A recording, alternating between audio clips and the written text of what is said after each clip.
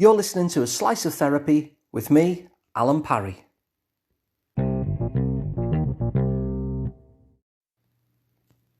So you'll notice there at the start of the podcast, what happens is there's a little bit of audio that introduces the podcast, lets you know what you're listening to and who I am as well.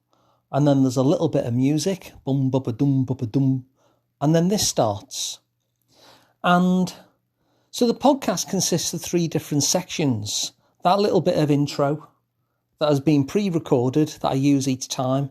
The little bit of music which has also been pre-recorded that I use each time. And then this bit which I do on the fly where I'm talking about what I want to talk about in terms of the episode itself. Now, if you heard the last episode, the one where I'm talking about the 3 different types of depression, what you'll notice is that I just start talking straight away. And it's only at the end of the episode that the introduction comes in, followed by the introductory music. I got the whole thing the wrong way round. And yet, as imperfect as it was that I got it the wrong way round, people have still contacted me to say that they found it helpful. And so that's what I want to talk about today. I want to talk about perfection. You know, there was a study done back in 2012 where they had two groups of people who were trying to lose weight. And they gave them the same diet, but one group, they were allowed to have bread, and the other group were not allowed to have bread. Now, whenever you get involved in something like, you think I'll try and lose a little bit of weight and you'll come up with a strategy, people will start trying to improve your strategy. They'll try and make your strategy that little bit more perfect. They'll say things like, "Ooh, you shouldn't be having bread. Bread's all carbs." And so this study is kind of interesting because even though these 2 groups had the same diet, the only thing that was different is that one group were allowed bread and the other wasn't. And they did this for 16 weeks. And by the end of it, they'd both lost exactly the same amount of fat, which is surprising, isn't it, for those who were trying to make it more perfect by cutting out the bread. But what was more telling wasn't the amount of fat loss, which was the same, but in the first group that were not allowed any bread, 21% of those people dropped out. They simply found it unable to stick to for the full 16 weeks. Now, there were some dropouts from those who were allowed bread as well, but only 6%.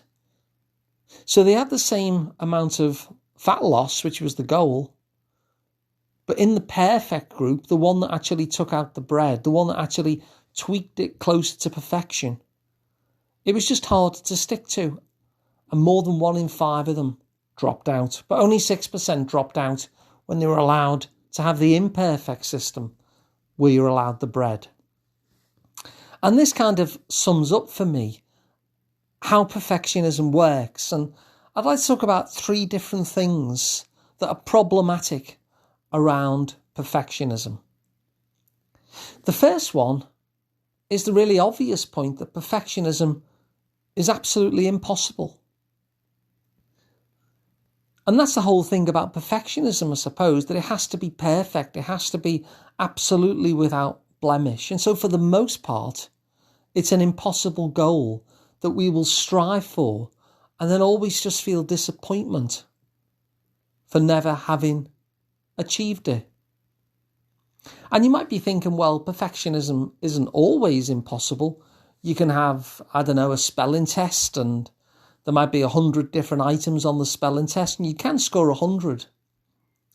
But the really joyless thing about perfectionism is even on those occasions where it is possible, what's not possible is joy. Because when we're headed in for perfectionism, all we really get there is, at best, we get relief because we managed to hit 100. We managed to get the perfect score. But it's not a joyful thing because that's what we were striving for. So we just feel kind of relief. And it gives us this awful choice, I suppose, this kind of double bind where we either get mere relief, joyless relief on the one hand, or we get heartbreaking disappointment on the other. So that's the first problem. The perfectionism, for the most part, is impossible. And even where it is possible, it means that we either get joyless relief or real disappointment. The second problem with perfectionism is it results in a freeze of do-nothingness. Now, there's lots of people who have all sorts of wonderful, creative impulses, but don't act upon them through the fear that this thing that they're going to create is not perfect. The amount of novelists out there who never write their novel because it has to be a great novel. And so they never start writing at all. And so perfectionism stops us from creating stuff that would really contribute to the world. Perfectionism stops us doing things for ourselves that would contribute. Because if it's not perfect, then we do nothing in the kind of terrified freeze that what we're going to do is going to be imperfect. And yet that imperfect thing could really add a great deal. But the final reason why perfection is problematic is it because it redefines what is optimal in a way which is not helpful. So when we think of what is optimal, we go back to the people with the bread and we say, oh, you best take the carbs out. You best take all that bread out because it's full of carbohydrates and that's not good for you. And so you end up tweaking it for something that we believe is optimal, only to ensure that 21% of people don't stick to it. And so I'd like to give a different definition of what is optimal. What is optimal is the program that you actually do.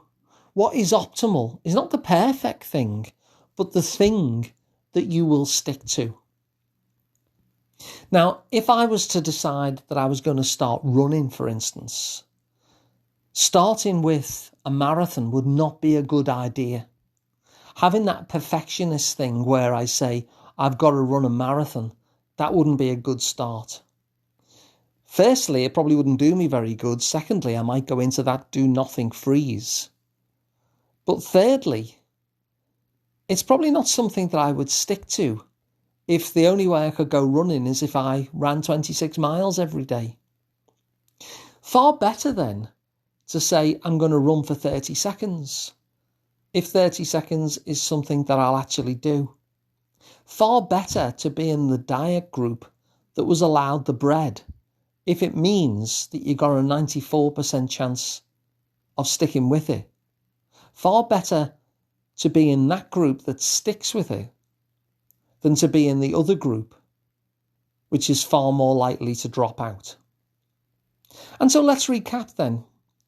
We looked first of all, didn't we, at this study where the group that tweaked for perfection just had so many more dropouts, 21% dropouts compared to just 6% to those who had the less perfect diet strategy. And yet that was the one that performed better because more people stuck to it. And we looked at the impossibility of perfectionism and how even when it is possible, all it leaves you with is that joyless relief or terrible disappointment. We saw how the perfect is the enemy of the good because you have to write the great novel rather than just a novel that people will enjoy. And so it stops people from starting. And finally, we looked at that redefinition of optimal, that the optimal thing is the program you actually do, whether that be a diet or fitness, or whether it be something else entirely, like maybe writing that novel or whatever it is that you want to achieve in life, the real definition of optimal is the thing that you will do and the thing that you will stick to. So if you found this useful, then please share the episode so other people can find it useful too. If you'd like to work with me directly, I'm Alun Parry, and you can find out more at liverpoolpsychotherapy.co.uk. And of course, I work not just in the Liverpool area, because I work online as well with video and telephone calls. And of course, please do subscribe to the podcast as well, because it's completely free and it means you'll never miss an episode again. So thanks very much for listening. I'll be back on the next one.